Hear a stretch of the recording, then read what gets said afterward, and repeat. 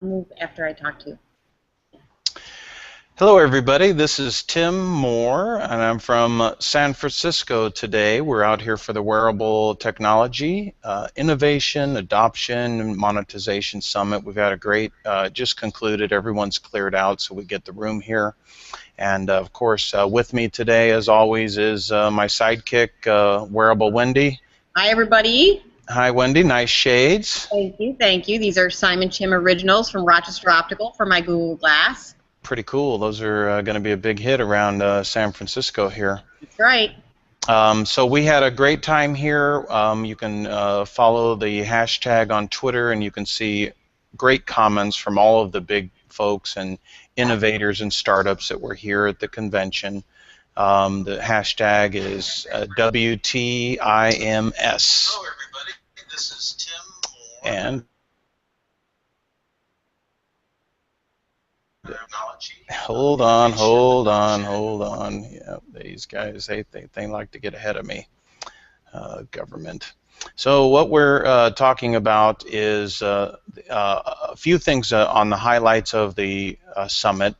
And Wendy, why don't you get us started with a few of your takeaways?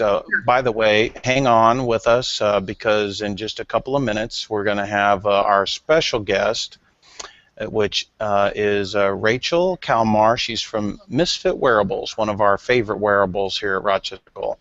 But Wendy, tell us a little bit about some of the highlights of the show that you enjoyed.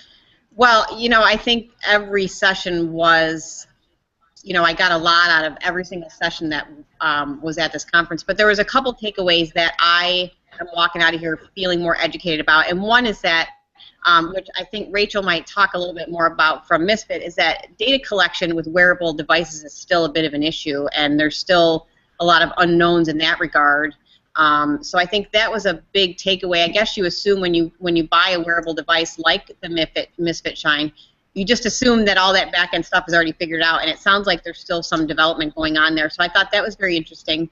Then the other session in the afternoon that our CEO Patrick Ho sat on was the fashion or function debate, and there's still a lot of work to be done in that regard to marry fashion and function together for wearables to find mass adoption. So that was a very interesting conversation. We closed up the show with healthcare and pharma, and it's really cool to see them getting skin in the game and really taking seriously the wearable technology and how that can change healthcare and wellness and self-awareness for patients or consumers, however you want to refer to them. So that was a great session. And then the biggest takeaway for me was the fact that I found wearable socks that Richie Etuaro will wear, which are GPS-enabled socks that before he'll never, I found the perfect solution that will locate the missing socks in the dryer through GPS enablement. So I think those were some of my big takeaways. Met some great people, developed some new relationships, and we have a star-studded lineup for Wearable Wednesday for the next several weeks with some people that we met this week. So I'm super excited about that. Excellent. We also had today, it was pretty cool, live from London was Tim Graham from Virgin Atlantic. And so he dialed in and he recorded his presentation. He couldn't actually fly over the pond to be with us, but he recorded his presentation and sent it to us, and then he was live on the telephone and took Q&A with us on using wearables and customer experiences and how to enhance them with great service. And it's the Upper Wing Club. It's their VIP arrangement for Atlantic, and it was very impressive. And even though it was a pilot program back 6 months ago, they're now fully rolling that out for the airline. And he even told us that there are other airlines that are doing it too. So wearables from more of a medical purpose, more of an industry or an enterprise side is, of course, a big pathway for them, but all the way over to more of a personal device where they do things like keep us in contact with our friends and family and track our sleep and help us to try to be reminded or remind ourselves or motivate ourselves to be active, are all great uses for wearables. And that's where Rachel comes in with the device, the Misfit Shine. It's a beautifully designed, very effective device. We saw these at South by Southwest is where we got our devices from Misfit. They're very kind to give those away. Yeah, there's Wendy's. You don't have as many as Rachel does, but you've got a few going on there. But on the phone with us is Rachel. Thank you so much for joining us, Rachel, and being with us today. Yes, thanks for having me. So Misfit Wearables has been around for about how long, and what's been the purpose of the company? Misfit has been around for about 3 years now, and the goal of our company is to build elegant, connected technology. And Shine, as you mentioned, is our first product. It's a wearable activity tracker that tracks any kind of activity: walking, biking, swimming, running, and also sleep. And we just launched our second product, Flash, which is similar to the Shine in many respects, but even more accessible. So it sells for about half the price. And it's got some pretty vibrant, cool, hip colors too, doesn't it? Yeah, they're pretty exciting. Yeah, we tweeted out the picture of you too, by the way, yesterday. When you showed up, it was pretty awesome with your both full sleeves and your belt of shines. For those of you that didn't get a chance to see it, we posted it in the event Hangout. It's pretty cool, but it's not just to show off. Rachel's actually a data scientist for Misfit, and she wears all of these devices to compare them all. And tell us a little bit about why you do that for the data end and to improve the experience when people buy and use the Shine. Sure. So just to take a step back, the devices I'm wearing are not just Shines, but all of the wearables that I've had access to. So Fitbit, Jawbone, Body Media, Jawbone Up, Fuel Band, etc. I wear all of them less to learn about questions about myself and more to understand the device ecosystem. How do the signals from the different devices vary across wearing positions or within a wearing position? How can I get the data from the different devices? How does it integrate with other apps and services? How do we ultimately figure out how to integrate data from multiple sources so that we can do other things with it? Because ultimately, at the end, devices that we have right now don't do a whole lot of different functions. And the more interesting questions, we want to be able to answer more interesting questions, and we're going to be able to do that by integrating data from multiple sources. And right now, the reason why any individual product can't do everything, and so you have to trade off what you care about versus how long you want the battery to last. And so if you want to do heart rate and heads-up notifications and get a lot of feedback from different sensors, then your battery is only going to be able to last a day or a few days. Whereas if you are willing to sacrifice some of those capabilities, then you can make the battery last much longer. And so there's a whole wide spectrum of devices available that last anywhere from a few hours for, say, some of the GPS and heart rate watches that people use for, say, triathlons, versus things like the Fitbit Zip or the Shine or the Flash, which the battery lasts for months.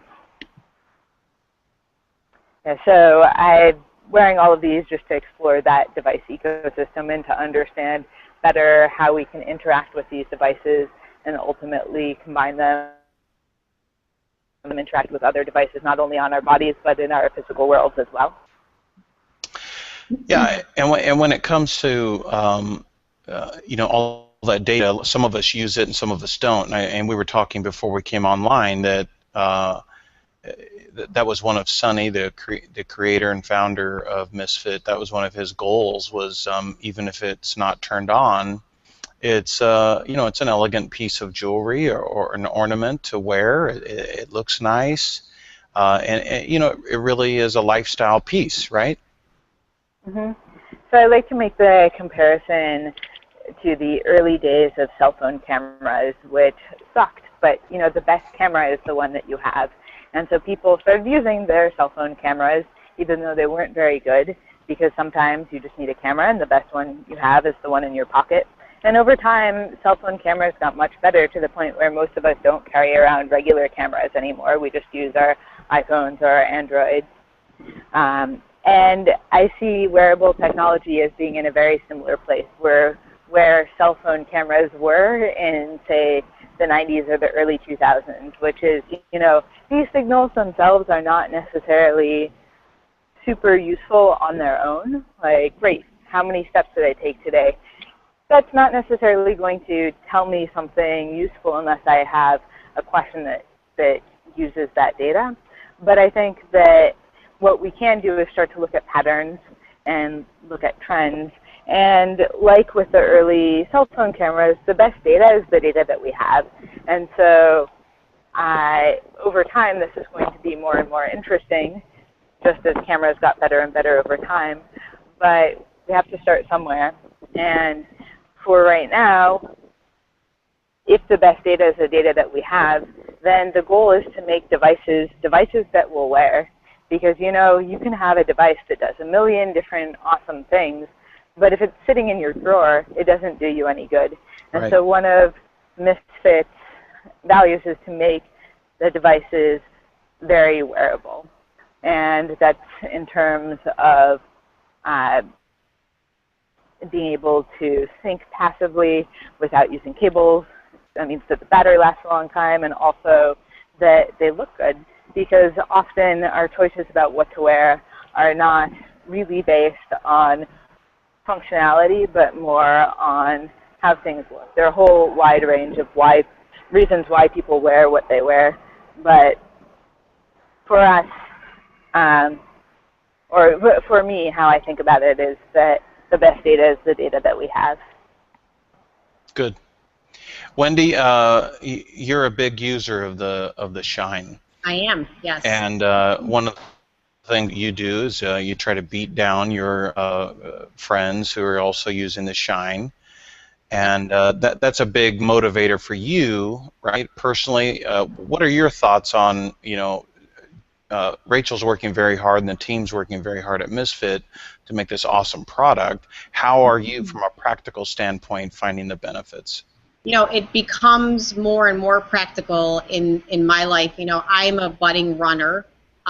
Since South by Southwest, I was an avid walker, and I sort of evolved into the budding runner stage.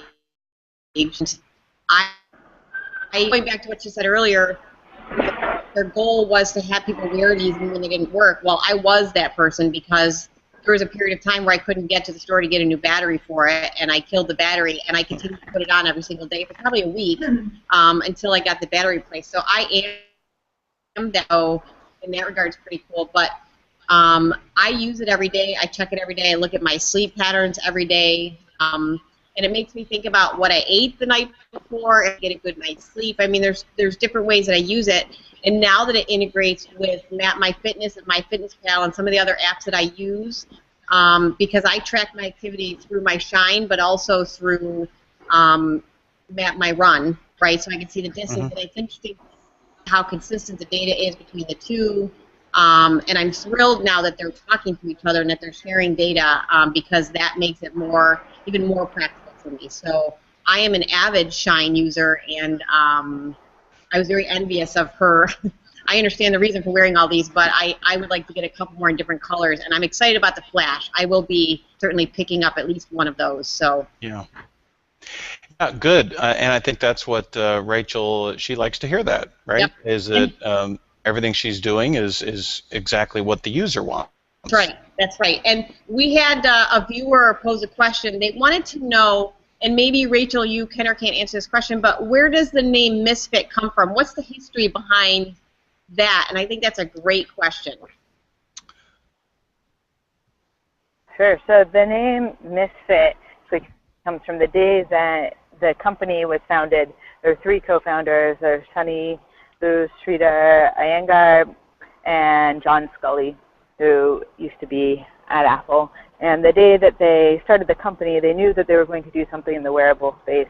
They were big Apple fans. They really liked the idea of making elegant technology. And the day they founded the company was the day that Steve Jobs died. And so we have a big plaque in our office that says, or a big poster that has the Steve Jobs quotes, "Here's to the misfits, the square pegs and the round holes, the ones that don't fit in," etc. And so it's kind of a nod to Steve Jobs and to Apple and to the idea of making technology not just something that's functional, but actually something that's fashionable and delightful and elegant as well. Thank you for that. That's a great story, and I'm sure your viewers will appreciate that history. That's very cool. Thank you. Hey, Rachel, we're going to post some links about the Shine and Misfit Wearables in the event so that people can go on, shop, and do some things like that. But for some that are more interested in the tech side and more about what you're doing with the data, where are you going to be in the next few months? I know you're traveling quite a bit. Where can they run into you? Sure. So I'm based out of the San Francisco area. One of the things that I do outside of Misfit is I run a meetup group called Censored, and that's censored with an S. And it's a group for people building censored devices and applications. And basically we have, on any given meetup, we have on the order of 100 or so people show up. And the goal is really for people who are building hardware and building devices to get together and talk about what they're doing, because whether you're building a smart plant watering system, or you're building a wearable, or you're building an autonomous sailboat, there are a lot of parts of the tech stack that are the same. And this is a meetup that I started a few years ago when I was working on my own startup, and I realized that I kept running into all of these people, and everybody was trying to solve the same problems, but nobody knew each other. So I got some people together. I thought we'd have maybe like 10 or 15 people show up to talk about the wireless networking stack and other things. And now we have almost 1,500 people in the meetup group. So we'll be having another meetup or two this fall. You can find it at meetup.com/censored with an S. And so that's a good place to not only meet me, but meet many members of the hardware and connected device community if you're in the Bay Area. I'll also be at the Strata conference in New York next week. Great. And how about on Twitter? Your Grapealope, right? So if people want to try to contact you there, they can find you on Twitter as well. Great. Thank you so much for joining us, Rachel. We appreciate it, and we look forward to seeing you at the next conference. Great. Thank you, guys. All right.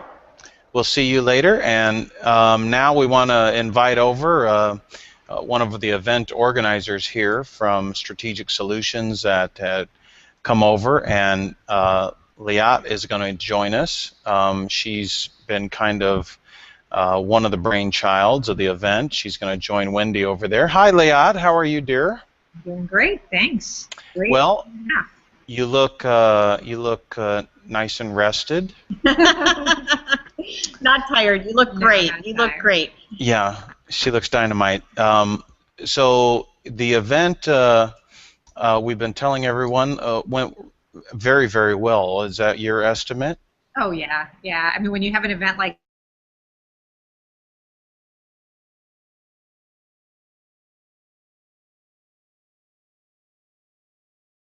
this, you know it's positive. And I think just about everybody walked out of here with 5, 6, 10 connections, new connections that they made. Everybody learned something new. We had incredibly dynamic. Oh my goodness. Incredibly dynamic discussions. You know, one of the things that was the most amazing to me, you sit in these conferences. I know I've attended many conferences in my professional years, and usually by the end of each day, you're exhausted and you can't wait to get out. You know, even if it's the most interesting topic, you're just like, okay, I got another hour left. But what I noticed yesterday, the last session, and then again today, the last session, they were totally invigorating and exciting, and people were engaged, to your point, and asking fantastic questions, and the discussions were, you know, yesterday's final panel was, I believe, the fashion or function panel, which was just, you know, that's such a huge debate right now on which one is going to lead the charge, and then today the last session was healthcare and pharma and wearables. So just even the way the presentations were scheduled, it was really well done. So our hats are off to you and Mary Ellen for your coordination and hard work and your fabulous demeanor, and it's just great to make new friends and well, good. And come no, to we're like thrilled, and I mean, you guys, Rochester Optical was the greatest partner a company like ours could have asked for. What did you say? Rochester, where's my hat? You were breaking up there. Oh, dope! We really appreciate it. It really, we are going to do this again. We're going to do it again in April, right here, as Tim mentioned. Part of me wants to just do a carbon copy because I can't think of anything I'd want to pull out. Yeah. It was phenomenal. But we'll definitely have a lot of brand new things happening. I think our sponsorship area or our exhibit area will probably double or triple. At least, we had some great partners this time, and have had several conversations about others coming and being able to demo. You know who needs to be here in April that you guys need to reach out to is Disney, because the Disney Magic Band was brought up in almost every single session in this conference, and they need to be a part of this dialogue because they figured out how to do it. I understand they're in a closed environment, but they need to be one of the presenters in April. And at least them or Mickey Mouse. So get a cameo from Mickey would be great. Yep. But and Magic Bands for everybody. Yeah. You know, even if there's nowhere to use, just Magic Bands for everybody. So I'll take mine in red. But we definitely want to get them here for the next show. What else? Off the show yesterday. He showed a slide of an expo, Wearable Tech Expo he did, I believe, in December of last year, somewhere around that time frame. And then put up another slide of all of the brands that were represented at this summit, and it was more than double. Yeah. You know, and I think it'll be interesting in the spring and April to see that same slide, only now they're teeny tiny because there's, 4 times as many brands that are finally putting their skin in the game. Well, I think what we'll do is there'll be a lot more. We had a couple of amazing presentations on wearables in the enterprise, and also the former function came up quite a bit. So I think I definitely see us expanding those and making them bigger portions of the event. And you know what? Just by that point, hopefully hearing from more brands about some of the things they've done, like. One thing that be remiss not to mention in this discussion is we had Tim Graham from Virgin Airways speak about this unbelievable test that they did with Google Glass, and we saw how the agents embraced it, and how passenger guests loved the technology, and that's a business case right there. Now they're rolling it out. They're in the process of planning it and doing it in such a way that, some may wear watches and some may wear Google Glass, but they're doing it in such a way that won't disrupt the flow of their upper class membership, as they call it. So yeah, that was a great case study. Yeah, no, it was all. I mean, it was a pleasure to sit here and listen to it, and I'm not nearly as tired as I should be after a day and a half of this, although I'll pass out on my flight home. Probably. Yeah, it was fantastic, and you and Mary Ellen did fantastic. It's a shame she couldn't join us today. I think she's in a new Seinfeld pilot, but we'll catch her another time.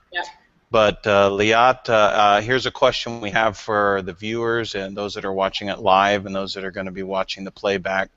And that is, if I'm a company or if I'm a startup or I'm in the Bay Area here, Silicon Valley, or I'm not. I could be from up in Seattle or wherever, and I want to be at this as a speaker, sponsor, or I just want to attend. We know it's early.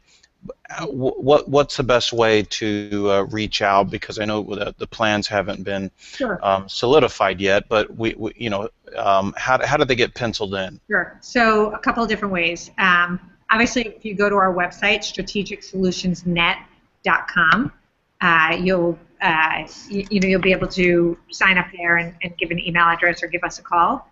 You can always reach me. I'll give you my email address is Liat, which is Liat, strategicsolutionsnet.com, and I'll be happy to talk to you. And same with Mary Ellen. I can always forward information on to Mary Ellen. But we'd love to grow the party. Quite frankly, I'm not looking to grow it exponentially because I think that we lose some of the magic that we had.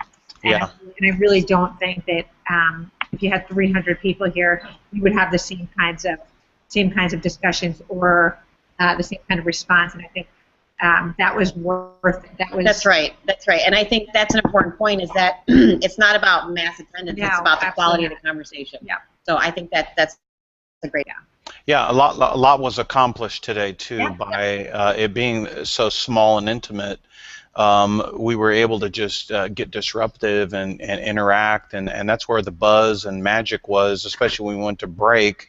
We couldn't get them back in here without a little Miley Cyrus song to lure them back in. So it's beautiful. It was great. Yes. I will say one last thing I'll say is I'm always terrified about the last presentation on the last day because great speakers because you want them to lure people in. But you always have the people that have booked their flight for 10 minutes after the session ends, so that they're going to leave early, and nobody. I mean, maybe one person, but for the most part, everybody stayed glued to their seats. Yep. And it was a packed room up until the very end. And for me, as somebody who puts this together, and as the person that has to look the speakers in the eye, I'm thrilled. Yeah. Yes. And just to put a pin in it, I thought this was a symbolic statement, and that was Microsoft was here, and they said that they heard so much positive from just hanging out this morning that they weren't here yesterday, but they heard so much positive that they asked us if we had a recording. Yes. Because it was so good, everyone was so buzzing about it. So kudos to you and Mary and the whole team for putting this together as excellent. Good. Thank you. Yep, we'll see you soon, dear. And then now we want to talk with one of the guys that were on the function or fashion, which would offer the breakthrough adoption of wearables. And that's going to be, let's see, what's his name again? Patrick Ho. So Patrick Ho is going to join us. He's the CEO of Rochester Optical and just a glass-tastic guy. And we want to talk to him. Patrick, tell us a little bit about how the event went for you. Well, it went very, very well. I mean, it's the first time I come in without much any expectations, and just thought is an event that is worthwhile joining. And wearable technology is new and is upcoming, and people are excited about that. And of course, we are excited because we are really not only knee deep, we are totally involved with this technology with our company. So, yeah, I find it very interesting. The speakers are quality of the speakers are just top notch, and the depth of their knowledge is there. And from different facets of wearable technology, and that offer me a really broad range of perspectives. That's what I find it really beneficial. Patrick, what would you say was either your biggest aha moment or the takeaway that you got from this conference that you can take back to Rochester Optical and apply to some of the things that we're continuing to develop as we move forward. And you know, we've got thick skin in the game in the wearable space now. What was your biggest takeaway from this that you can apply? Well, you know, we're an optical company. The way I read it, we are not a hardware or the device manufacturers or the designers. So we come, you know, we are not really considered as technology. We just feel that we are part of this ecosystem of wearable technology, that we want to be a part of it. That that hopefully we can, as the the wearable device, like, and obviously that people need a prescription lenses, they're gonna need our product. Right. So and then I come in here looking at there so many other companies that's in this realm. They was kind of similar to me. And this is pretty interesting, and so to me it's a lot of symbiotic relationship between a lot of the participants in here. Not only there are people who from a software developer or who write the apps, but and to the end users or enterprise level, and the healthcare is just totally like open up a different perspective in me that I don't realize that before. So to me, that's really one of my greatest takeaway from that. So. Let me get your thought on this point too. I was, again, like everybody, pleasantly surprised when Tim Antic this morning, and some of the things that he was going through in his list of takeaways from the pilot 6 months ago with. Some of the things that he went through, it showed video of some of the VIPs that were getting that treatment with Google Glass, and they did smart glasses didn't seem to bother them at all. In fact, some of them had said, "Oh, I didn't even notice it." But the level of service that these devices were able to provide the end user was so significant that they're now rolling. So that experience, did you take anything away from that, from a smart glasses wearable idea or thought that you extracted from that? Oh, definitely.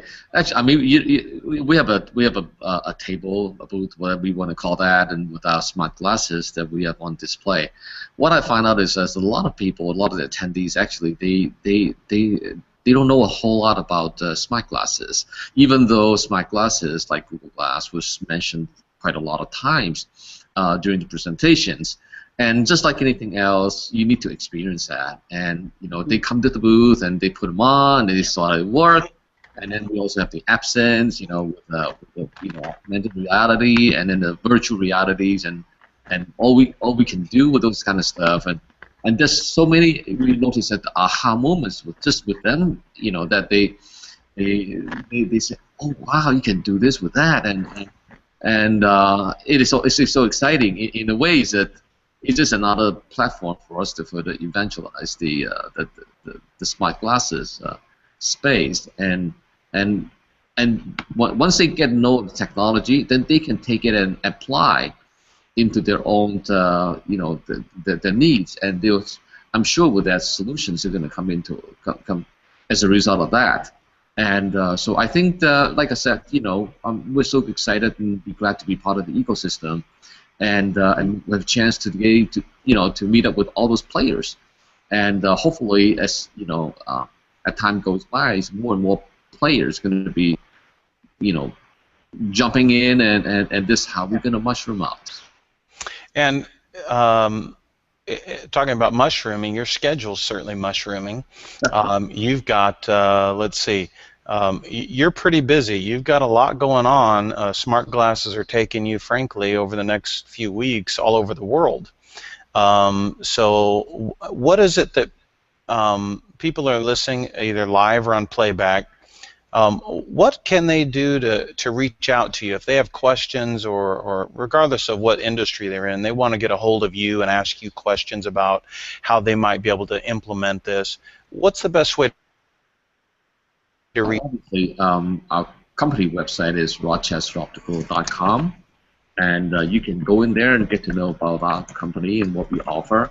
And obviously, one of the things that we proud that we can say that is proprietary lens technology because Smart Gold, and you can go to the website www.smartgoldlenses.com, and in there you can see what kind of prescription lens solutions that we have for different smart glasses, such as Google Glass and Epson and Vuzix, and also what we go beyond that is to address the needs of the enterprise with safety solutions, where we have Safety Shield for Google Glass, and then also for Epson, and then also for Vuzix, where they will be able to get them really in the true enterprise environment where safety concerns, eye protection is a critical part of their running the business.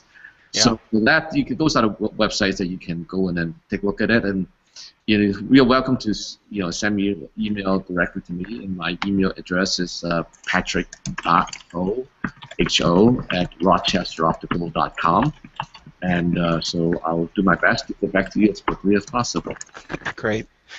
Patrick, thank you so much for being here, being one of the sponsors, and helping make this event happen. I know that moving forward, as we come back here, it's going to be just better than it was this time. So thank you very much. Excited. Thank you. Thanks, Patrick. Thanks for inviting me.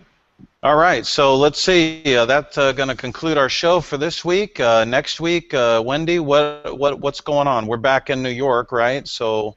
We are back in New York. I got to tell you, my head is exploding by the lineup of guests. We're going to have people from Microsoft. We're going to have people from Accenture, from Mio Global, from some of the really big players in the wearable space. So I think that you would be remiss if you did not tune in next week. I'm not going to tell you which guests we have lined up, but know that we have big dialogue coming in the wearable space. So I'm excited to get back to New York and share with everybody everything that we've learned this week, and to continue to build the relationships with these companies that we're just embarking on this journey with. So. Yeah, dang, those shades are just phenomenal. Are they for sale? These will be available for pre-order within the next week. These are Simon Chim originals and designed exclusively for Rochester Optical, and we will post more information about these on the Wearable Wednesday Hangout next week on how you can pre-order these. Cool. Very good. Can't wait to show these off around San Francisco today. Yeah, that's going to be awesome. In fact, speaking of that, we've got to get out of here. We've got Ghirardelli chocolate to get to, and I know Georgina's waiting for us, so we got to be like a baby and get out of here. Make like a tree and leave. Make like a tree and leave. So, Wendy, thank you kindly. Thank you. And everybody out there in internet land, don't forget to comment, rate, and subscribe, and we will see you next week right here on Wearable Wednesday.